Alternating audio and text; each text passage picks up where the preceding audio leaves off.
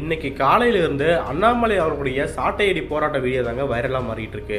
என்னங்க இது 6 முறை அடிச்சுக்குவேன்னு சொல்லிட்டு 8 முறை அடிச்சுக்கிறாரு அப்படின்னு சொல்லி நியூஸ் சேனல்ஸே வீடியோ போட்டிருந்தாங்க.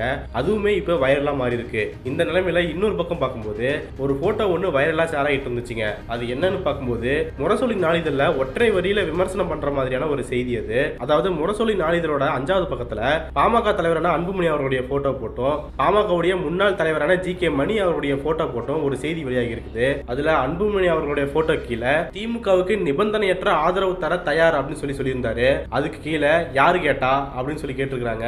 அதுக்கடுத்து பாஜக கூட்டணியில இருந்து விலக தயார் அப்படின்னு சொல்லி ஜி.கே. மணி சொன்னதுக்கு விலகிக்கோ அப்படின்னு சொல்லி ஒற்றை வரியில பதிலளிச்சிருக்காங்க. சோ இவங்களுடைய பேட்டிக்கு இப்படி ஒற்றை வரியில பதிலளிச்சுக்கிறது அப்படிங்கிறது தான் இப்போ வைரல் மெட்டீரியலா மாறி இருக்கு அப்படின்னு சொல்லலாம். இதை ஷேர் பண்ணி பலரும் சிரிச்சுக்கிட்டு இருக்காங்க அப்படின்னு சொல்லலாம். சரி, இந்த மாதிரியான செய்தி இப்ப ஏன் வருதுன்னு பாத்தீங்கன்னா பாமக ஒரு அஜெண்டா வச்சிருக்காங்க.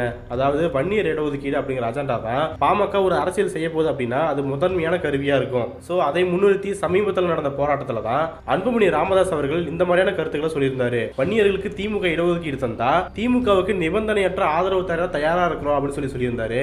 அதுக்கடுத்து ஜி.கே. மணி அவர்கள் வெளியிட்ட அறிக்கையில நாளையே நாங்க பாஜக கூட்டணியிலிருந்து வெளியே வர தயார், திமுகவுக்கு நிபந்தனை இல்லாத ஆதரவையும் வழங்க தயார் அப்படின்னு சொல்லிட்டு நாங்க ஆதரவு அளிச்சா வன்னியர்களுக்கு 15% இடஒதுக்கீடு வழங்கும் திட்டத்தை திமுக அரசு நிறைவேற்றுமா அப்படின்னு கேள்வி எழுப்பியிருந்தாரு. இந்த செய்தியை பார்த்துட்டு தான் இது என்னடா வம்பா போச்சு, இப்ப வரைக்குமே 10.5% சொல்லிட்டு இருந்தாங்க, இப்போ ஜி.கே. மணி அவர்கள் அதை 15% வேற சொல்றாரு, நீங்களா ஒரு முடிவுக்கு வாங்க, இப்படியே உயர்த்திக்கிட்டே போனா எப்படி அப்படின்னு சொல்லி தான் அப்பவே குரல்கள் எல்லாம் ஆரம்பிச்சது. சோ இந்த ரெண்டு தலைவர்களும் மாறி மாறி நாங்க திமுகவுக்கு ஆதரவு தர தயார், நாங்க கூட்டணியை விட்டு வெளியே வர தயார், எங்களுக்கு 15% இடஒதுக்கீடு கொடுங்க அப்படின்னு சொல்லி கேட்கறது எல்லாமே முழுக்க முழுக்க அரசியலாகத்தான் பார்க்கப்படுது. சோ அதை கலாய்க்கிற வகையில தான் உங்க ஆதரவு யாரு கேட்டா விலகிறதுனா விலகிக்கோங்க அப்படின்னு சொல்லி முரசொலி பத்திரிகை நேரடியான பதிலடி தந்திருக்கு அப்படின்னு சொல்லலாம். பாய்ஸ் படத்துல ஒரு காட்சி வருங்க, ஹலோ ஐ எம் முன்னா அப்படின்னு சொல்லி கை நீட்டும் போது விவேக் அவர்கள் இருந்துட்டு போ அப்படின்னு சொல்லி கேஷுவலா சொல்லி கலாய்ச்சி விட்டுருப்பாரு.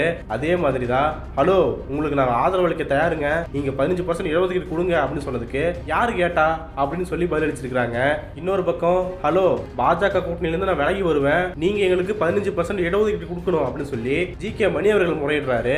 அதுக்குமே விலகிறதா விலகிக்கோ அப்படின்னு சொல்லி ஒற்றை வரியில பதிலளிச்சிருக்காங்க. சோ இவர்களுடைய அரசியல் பேர கணக்குகளை புரிஞ்சுக்கிட்ட திமுக அதனுடைய நாளிதழான முரசொலி, எப்பா அங்குசாமி நீங்க கூட்டணிக்கே வர வேண்டாம், ஏற்கனவே கூட்டணி அமைச்சு நாங்க வெற்றிகரமா பயணிச்சுட்டு இருக்கிறோம், கிட்டத்தட்ட 2 நாடாளுமன்ற தேர்தல்கள், ஒரு உள்ளாட்சி தேர்தல், நகராட்சி தேர்தல், சட்டமன்ற தேர்தல் அப்படின்னு சொல்லி எங்களுடைய மதசார்பற்ற முற்போக்கு கூட்டணி வெற்றிகரமா பயணிச்சுட்டு இருக்குது. இந்த சமயத்துல நீங்க வந்து குட்டையை குழப்ப வேண்டாம், உங்களுடைய ஆதரவும் எங்களுக்கு தேவையில்ல, நீங்க பிஜேபி கூட இருந்தாருன்னா இல்லைன்னா எங்களுக்கு என்ன அப்படிங்கிற வகையில தான் இந்த பதில் அளிச்சிருக்காங்க. மொத்தத்துல இந்த வன்னியர் இடஒதுக்கீடு அப்படிங்கிறது நியாயமான கோரிக்கையே இல்லாம தேர்தலுக்காகவும் அதன் பேர்ல போராட்டம் நடத்தணும் அப்படிங்கிற பேர்ல அந்த சமுதாய மக்களை உசுப்பி விட்டு போராட்டம் நடத்தி ரயில் மேல கல்லெறிய சொல்லி அவங்க மேல கேஸ் வாங்கி கொடுக்கிறது தான் பயன்படும் போல. மாறா நாம பாஜக கூட்டணியில் தான் இருக்குமே, பாஜக தான் மக்கள் தொகை கணக்கெடுப்பு நடத்தணுமே, மக்கள் தொகை கணக்கெடுப்பு நடத்தினாதான் வன்னியர் மக்கள் சமூகத்தில் எவ்வளவு பின்தங்கி இருக்கிறாங்க, கல்வியில் எவ்வளவு பின்தங்கி இருக்கிறாங்க, பொருளாதார ரீதியாக எவ்வளவு பின்தங்கி இருக்கிறாங்கன்னு தெரிய வரும். ஆக நாம கூட்டணியில் இருக்கிற பாஜகவுக்கு தான் அழுத்தம் கொடுக்கணுமே தவிர மக்கள் தொகை கணக்கெடுப்பு நடத்துறதுக்கு அதிகாரமே இல்லாம மாநில அரசை குறை சொல்லக்கூடாது அப்படிங்கிற தெளிவு இல்லாம வரிசையா போராட்டம் பிரஸ் மீட் அப்படின்னு சொல்லி தொடர்ச்சியா இதையே பேசிட்டு இருக்காங்க. பாஜக கூட்டணியிலிருந்து வெளியே வர தயார், நீங்க எங்களுக்கு கொடுங்க அப்படின்னு சொல்லி கேட்கறாங்களே தவிர இங்க பாருங்க நீங்க மக்கள் தொகை கணக்கெடுப்பு நடத்தணும்னா நாங்க உங்க கூட்டணியை விட்டு வெளியே போயிருவோம் அப்படின்னு சொல்லி பாமக பிஜேபி கிட்ட அடிச்சு பேசாம இப்படிப்பட்ட போராட்டங்களை இங்க வந்து நடத்திட்டு இருக்காங்க. இதுல கவனிக்கத்தக்க இன்னொரு விஷயம் என்னன்னு பார்க்கும்போது தொடர்ச்சியா வன்னியர் மக்கள் இங்க புறக்கணிக்கப்பட்டுட்டே இருக்கிறாங்க, உயர் பொறுப்புகள்ல வன்னியர் சமுதாயத்தை சேர்ந்த மக்கள் இல்ல அப்படின்னு சொல்லி அன்புமணி அவர்கள் தொடர்ச்சியா முன் வச்சுக்கிட்டே இருக்கிறாரு. ஆனா அந்த குற்றச்சாட்டு எல்லாமே ஆதாரமற்றது அப்படின்னு சொல்லி தான் மறுத்து பேசிட்டு இருக்காங்க. தமிழ்நாட்டில் சுமார் 320 ஐஏஎஸ் அதிகாரிகள் இருக்கிறாங்க, அவங்கள 53 பேர் துறை செயலாளராக இருக்கிறாங்க, அந்த 53 பேர்ல ஒருவர் கூட வன்னியர் கிடையாது அப்படின்னு சொல்லி வருத்தப்பட்டு பேசியிருந்தாரு.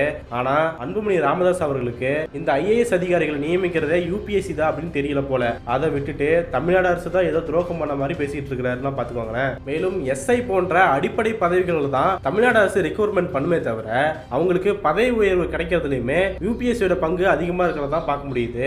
அந்த பதவி உயர்விலுமே ஓபிசி மக்களுக்கு இடஒதுக்கீடு இல்ல அப்படிங்கிறது தான் நம்ம புரிஞ்சுக்கூடிய விஷயமா இருக்குது. சோ இங்க ஓபிசி மக்களுக்கு ரிசர்வேஷன் இல்ல அப்படிங்கிற விஷயத்தை பாமக பேசாம வெறுமனே இவங்க புறக்கணிக்கிறாங்கன்னு பேசுறதுல எந்த அர்த்தமும் கிடையாது. சோ நிர்வாக பணிகள்ல எப்படின்னா அரசு ரீதியா பார்க்கும்போது 1952 இருந்து 2021 இப்ப வரைக்குமே தமிழ்நாட்டில் மொத்தம் 520 எம்எல்ஏக்கள் வன்னியர்களா இருந்திருக்காங்க. ஒவ்வொரு சட்டமன்றத்திலுமே கிட்டத்தட்ட 35 எம்எல்ஏக்கள் இடம்பெற்றிருக்கிறாங்க.